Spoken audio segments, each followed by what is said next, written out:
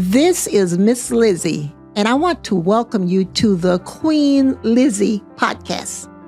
Together, we will go through the history of Rosewood, Florida, and watch as the once prosperous town rises out of the bloodshed, fire, and ash to reveal the people, the memory, and the legacy of Rosewood.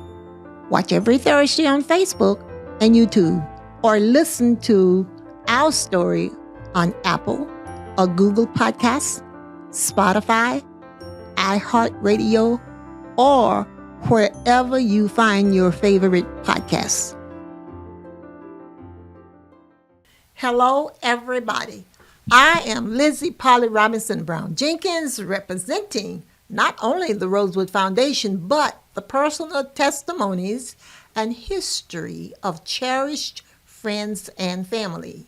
You are now watching the Queen Lizzie podcast. Today, we are talking with Richard Chamberlin. Hello, Richard Chamberlin. Hello.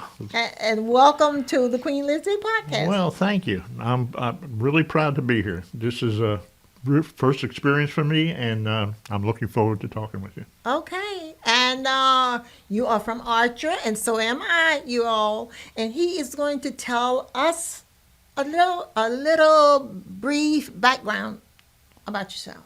A little brief background. Yeah, short and to the point. It doesn't really have to be short. Well, I was born in Astoria, New York. Mm-hmm. Really, Long Island City. My birth certificate had Astoria, but I found out later it was really Long Island City. They bordered together. Okay. And on my birth certificate is the name George, named after my father. Okay.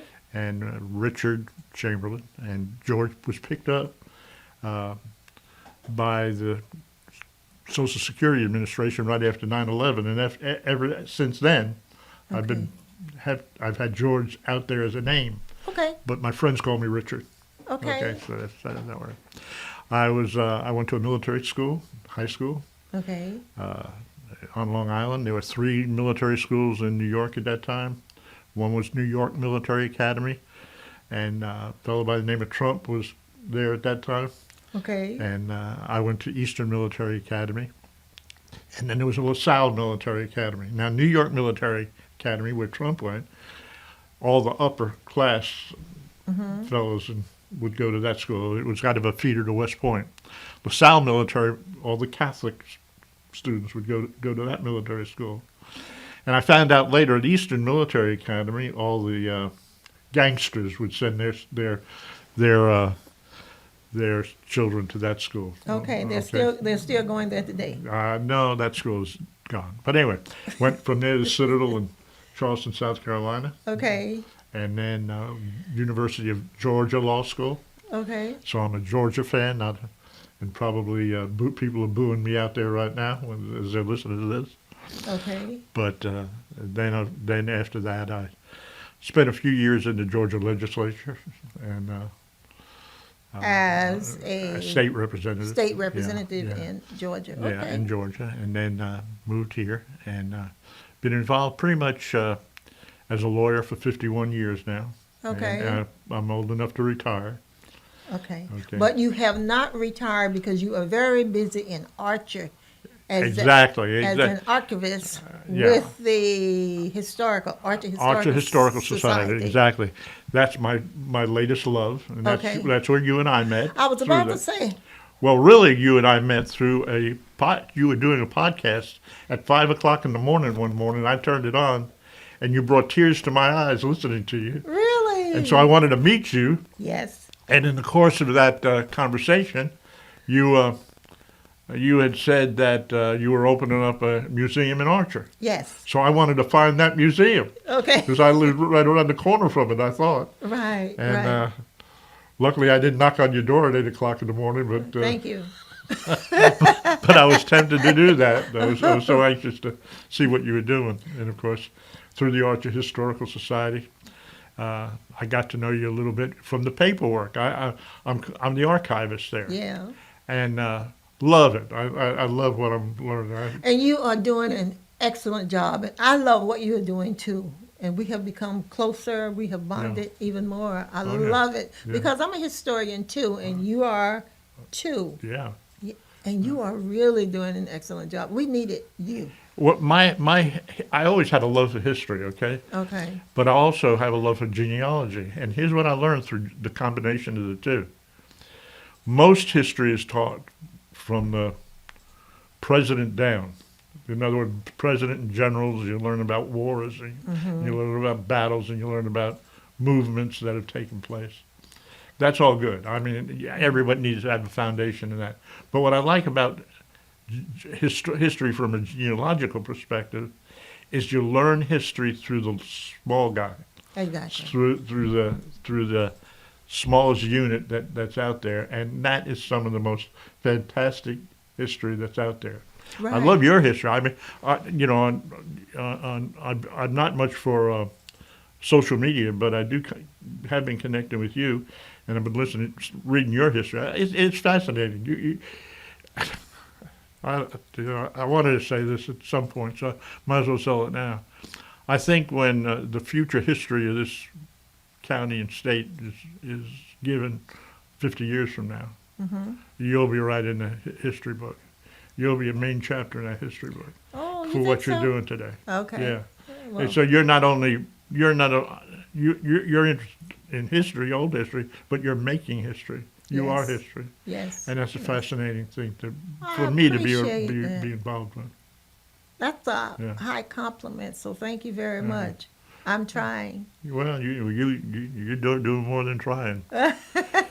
Yeah. Thanks to people like you Yeah. that Yeah. come in and fill in the missing pieces and Yeah. help me carry the history on positively. And we know history is what it is. It's not positive, but it's history. Well, And we can't erase it. We can't change it. exactly.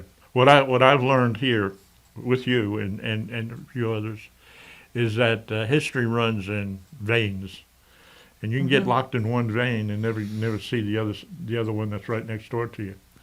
And even me, I mean, that's happened to me over and over again. I got it, and now what you've opened up to me is a whole new vein, something I never even looked at very much What? until Like recently. what? Yeah. Like what? Like what? Yeah, for Well, Josiah Walls. Okay. Yeah, Josiah Walls. Josiah Walls. Yes. Probably, if he was alive today, he would. I don't know. He could be president of the United States Exactly. for what he accomplished back then, and back then being during the Reconstruction period, he was the first black congressman. Congressman and But what's more amazing to me than that, it's just a little thing. okay. But that guy really does amaze me.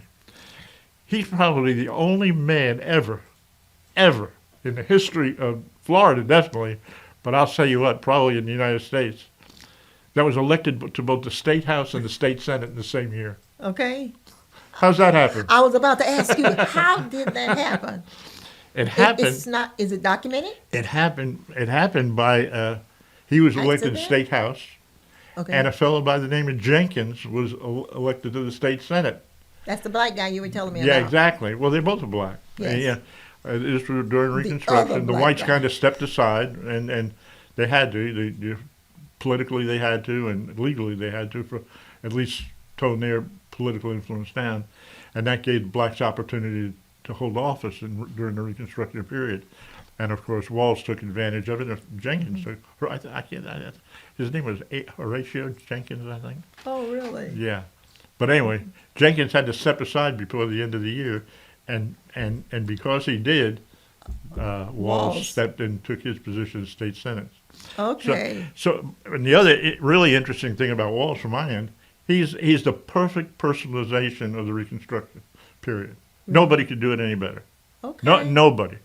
You could look at in history for a period of time, for a 12-year period of time, Right. from 1867 to, and really you could probably go back into the Civil War, because he was a Union sergeant And Okay. here's another interesting thing about him. Let me give you this one.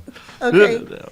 Is this too much on this subject? No, it's Okay, not. okay. People need to know I'm about telling you, about him because basically, I'm talking about Rosewood. The people when he taught in Arches, some of the fathers or the parents or the people he taught, okay, went on to become affiliated with Rosewood. Yeah. Okay. Yeah, Like my great grandfather worked Yeah. with him, born about the same time he was born. I was And wondering he what. was- Yeah. And he was the great grandfather of the Rosewood school teachers. Exactly. So it all ties in together. Exactly. Yeah. So no, talk about Josiah. Okay. People Let me need tell you to- just another really fun thing. Okay. Of course, he was mayor of he was mayor of Gainesville. Okay. Okay. And he was the editor of he owned a newspaper called the New Era. Okay. And he hired his union general to be his editor of the newspaper. So and somehow he negotiated life in such a way that his union general, he was only a sergeant, Okay. but his union general became his editor in Gainesville. Now, if that's not crazy enough, he bought 1,150 acre plantation Okay. between Archer, Gainesville, and Micanopy, right there. All right. He bought it from a Confederate general. I think. That's what you call integration. The integrated history. Yeah, he integrated history with the Union Army and the Confederate Army. So, I mean, his life is just so fantastic. I could go into other things, but that's probably enough on him. Just listen. And we need to remember this. Yeah. Okay, it's not about the color of your skin. Okay, because his general was white. Yeah. Yeah, and Both the white, and the yeah. editor of his newspaper. Was white. Okay, Yeah. that's what I mean when I say Yeah, yeah, integration. It's speaks truth to volume, or volume to truth. No, truth to volume. Whichever. Knowledge. Yeah. One other interesting Yeah. thing during that period. Okay, what other? Tell me. My genealogy goes back to I'm one of those fellows that can do something with the Mayflower, you know. Okay. So that's where that goes. But I'm through the maternal lines that I'm related to like 14 presidents. Okay. Okay. So am I. One of the are you? Of course. Okay. I haven't done the research, but all of us are related, my mother said. Okay. Okay. Well. And just think yeah, about but it. I'm The talking first about woman in okay. Africa, the first woman in the world was black. Remember that. Okay. Okay. Most powerful. I will share her name. I can't remember right now. Okay. So Okay. All right. that's So where we're you all there. came from. All right. But anyway, one of the presidents that I'm related to is Rutherford B. Hayes. Okay. And why Rutherford B. Hayes is so important to Archer is that he was elected, or he was arguably elected to President of the United States because of fraudulent vote that took place in Archer. Really? Yeah. Now, the black vote supported him, Okay. but he turned on the black vote at the last moment. He was actually elected by one committee man in the United States government. One vote Okay. elected him. And to get elected, he had to renounce Reconstruction. He supported Reconstruction the whole time, got elected by the black vote, got into office, and had to reject Reconstruction, therefore rejecting the most beneficial thing for the black voters. That sounds like what is going on today. Oh, yeah. Okay. Oh, yeah. History repeats itself. Oh, yeah, it That does. sounds exactly like something that is happening today as we speak. Okay. It was perfect. Your statement was perfect. Okay. So it was one vote, you said? One vote. Okay. And it was not on, I mean, everything was divided down the middle. Everything. Really? Rutherford B. Hayes was 20 electoral votes behind. Had to Okay. win all 20 electoral votes to win. Uh-huh. Won 20 electoral win, but to get that 20th electoral vote, or to get past that 20th electoral vote, he had to renounce Reconstruction. Oh, my God. Ah! Oh, my God. Perfect time for us to take a break. Okay. But before we take a break, I want to leave this with you all. Please go to rosewoodflorida.com and leave a donation for the Rosewood Museum. You listen to my show and you enjoy it, so help us build this museum, okay? rosewoodflorida.com. Click on donate. That's about time for our first half. We are going to head to a quick break and we'll be right back after a word from our sponsors. I am Black History. I am Rosewood Black History. I am Florida and America's Black History, and you are too. January 1st, 1923, the KKK insurrectionists attacked Rosewood, killing 5, burning it down. Because a white woman lied and cried, a black man assaulted me. Rosewood redevelopment is on its way. Want to help? Visit rosewoodflorida.com. Meldon Law has been serving personal injury victims since 1971. In those days, Jeffrey Meldon's presence as an attorney in the music scene dubbed him with the nickname the Hippie Attorney. And although times have changed, 2 things haven't: our commitment to bettering our community by helping the injured, Albert, are you ready to go to the game? and our love for the Florida Gators. If you bleed orange and blue, Meldon Law is the firm for you. Welcome back to Queen Lizzie Podcast, brought to you weekly from the Steve Spurrier podcast room at Spurrier's Gridiron Grill. We are here with Richard Chamberlin. The Queen Lizzie Podcast is brought to you by Campus USA Credit Union, live from the Meldon Law Gator Studios at Spurrier's Gridiron Grill. Oh. We didn't talk very much about Rosewood, but I want you to know that Rosewood is still alive, and I remember it daily. I talk about it daily. I research, relate to it daily, and it stays on my mind. And my mom said to me, remember, Rosewood, Florida, borders Highway 24, a destroyed town, no blacks live there anymore, where emptiness resides in the silent sacred breeze. Life there no more, only nature's moss-hung trees. Rosewood will be forever etched in my heart because my mom dictated 13 verses of a song for me to tell that story. And I was late getting here this morning. Remember, I told you I was talking with a Right. young lady in Briceville, Yeah. the great-granddaughter of one of the train conductors that helped the Rosewood survivors escape Cedar Key and Rosewood. And that train ended up in Briceville. So that's where I basically started my research in Briceville and worked my way back. Oh. Because I needed to know how they got to Briceville. So I also wrote about John and William Bryce. No. That's not where I want to go, so you can delete that, Zach, okay? The sheriff and the store owner worked around the clock, informed the train conductors just when and where to stop, pick up the men, women, and children who were hiding out, and bring them to Archer, Florida, traveling the same old route. Bob Walker and John Wright took on a daring risk, put the survivors on the train, Lord, and sent them off with a kiss. Notified the Gainesville families to be on the lookout for their kin. Told them the train was a-coming and told them exactly when.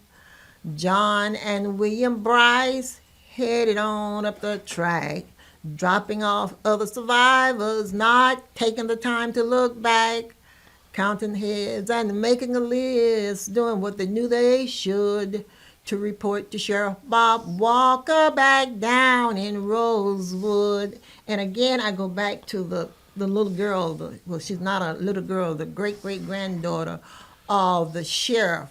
So when that I was talking with before I got here to the show this morning. So John and William Bryce, one was her great great uncle, and the Oh. other one was her great great three great grandfather. Wow. So they are still in my life. And I told her this morning, I said, well, we are family.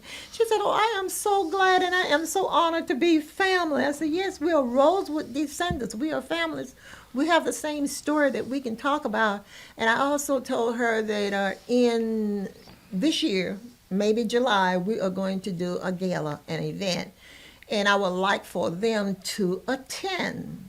However, they live in Briceville. So I promised Wow. her, and I want all of my sponsors out there to hear me. I promised her that I was going to send, what you call these big cars? A limo to pick them up. See, he's my right-hand man. I got you. Yeah. I'm going to. So I want my sponsors to keep this in mind. So when we host this event, you all are going to go. Someone is going to travel to Briceville and pick up the Bryce family and bring them so that they can be a part of this event and tell their story. They have a story too. Yeah. Okay. And they are saving pictures. I have pictures. That's the first thing Margaret, their mother, gave me, the young lady I was talking to. Pictures. So as we speak, she told me this morning that they are putting together more pictures from their family archive, and they are going to donate them Wow. to me, and we're going to put them in the museum. We will have a Bryce room, because had it not been for them, the sheriff and the store merchant and his wife, Rosewood would have been wiped off the Wow. map. Yeah. Liz, the one thing that I really learned through you and through the Archer Historical Society is that perhaps the most historical event that took place in the 20th century is the Rosewood devastation. Yes. You know, I've learned that from the period of 1921 to 1923, Rosewood being involved in January 1st of 1923. During that period, over 60 communities, black communities, were destroyed throughout the country. But the only one that I see the total community, I mean, every house, except one, and that belonged to a white man, every house in Rosewood was destroyed. Exactly. And every black person was removed Exactly. involuntarily from that community. And I only think, you know, it was only one generation away from the Civil War. Right. Okay, and so a lot of Civil War people, a lot of slaves were, those people were slaves and came out of slavery, setting up homesteads for the, you know, for their life and for the future families, and they were destroyed. They were wiped off the map, and it's surprising how few people know about it. Yes. You know, and it's so very important. I mean, there's nothing more important than that the story of Rosewood.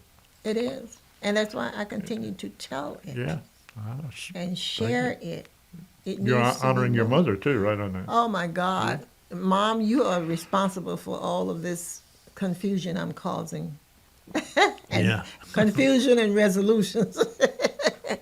But I know she's very appreciative. She told me if Mom was younger, Mom would do it, you Yeah. know, guilt trip, okay? So you got to do it. You got to preserve the history because of the devastation her sister, the school teacher, experienced.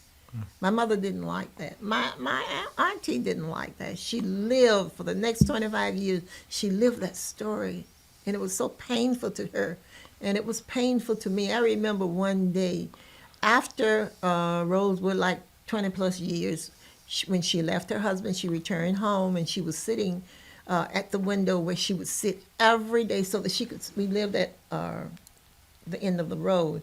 And after she left her husband, she didn't have any place to go. So she returned to Mom, our house. And she lived with us. And she was sitting at the window one day teaching me and sewing. She was a seamstress. And she heard a noise. And whenever we heard a noise and was at the house, we knew whomever it was coming to our house. And she jumped up from the sewing machine and ran in the room. my mom was cooking, and I'm like 4 years old, and I saw my mother go to the room where she had exited.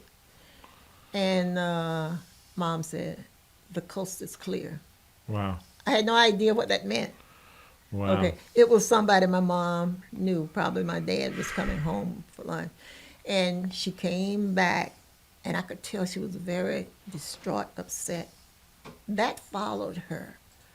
So when I was older, then I knew what was meant by the coast is clear. Yeah. Okay, that she could return to what she was doing, which was teaching me and talking to me. She was my biggest inspiration. Okay, yes. What other relatives of yours did you have personal direct contact with that lived the Rosewood Horror?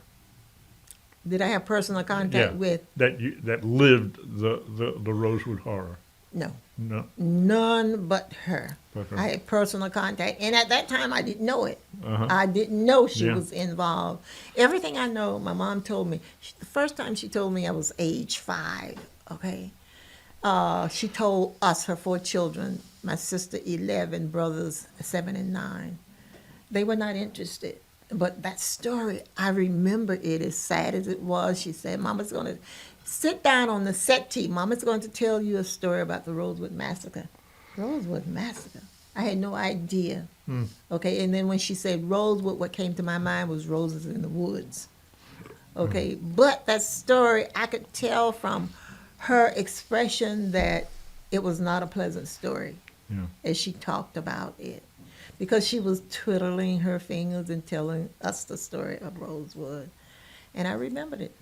And it stayed with me. We didn't talk about it until really I went to college, I went to school, I took that story with me, but we didn't talk about it. We really started talking about Rosewood in 1982 when 2 of the Rosewood survivors were 7 and 9 at the time, went to Ed Bradley's show, 60 Minutes, and shared their experience with the world. And Mom and I just said, it's time. And that's when it started. How long? When did your mother die? What year? 97. 97. She was 95. Wow. Okay. Died in 97. A genius. Yeah. Also attended the school where Josiah T. Walls taught till 8th grade. Okay, but Josiah T. Walls was not there, Yeah, but he right. once taught there. Yeah. Okay. Yeah, so yes, she was Very interesting. very interesting. I'm telling you, the more you get into it, but you sure did pick up the mantle, and thank God you did, because and that also shows how history is so local. It is. And Florida, I did a lot of New England genealogical history, and what I'm finding in Florida, it's like moving up the calendar a couple hundred years, but the same process goes through even from Florida, starting out from the territorial years to the 1821 to the state years 1845, and of course 1845 to 1861 to the Civil War is just a very short period of time. So almost everybody that was active alive in 1861 was in the active history of building the state of Florida. They're all historic figures. Exactly. Yeah. Now, when you start talking about the Civil War and the Revolutionary War and all these other wars, I don't comment because I don't remember. I gotcha. Okay. Isn't that something? Yeah, I remember, but not enough to talk about it. Yeah. So that's why I shake Yeah. my, yeah.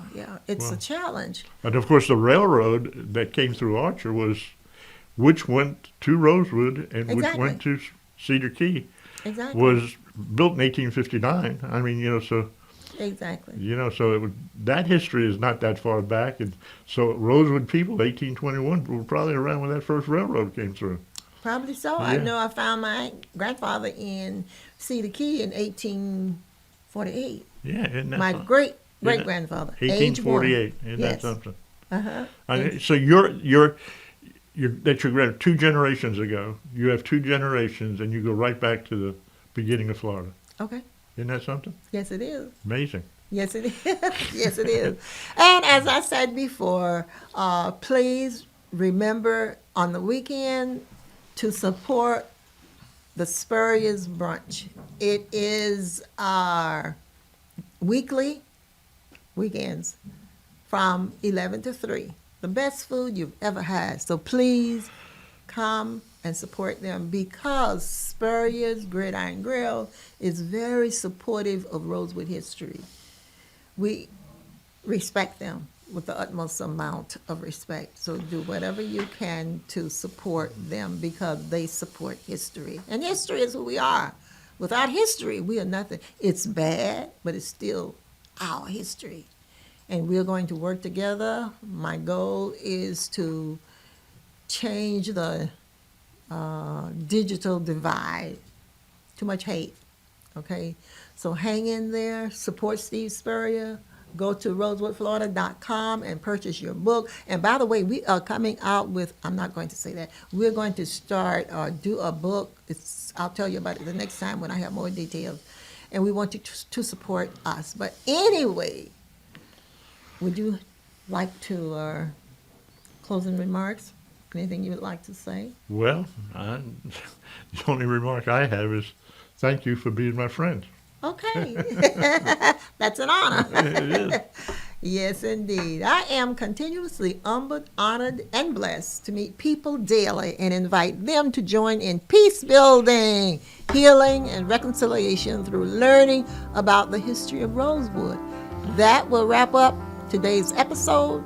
I am Queen Lizzie. Until next time, and this is my Rosewood story, and I'm sticking to it. Goodbye. All right.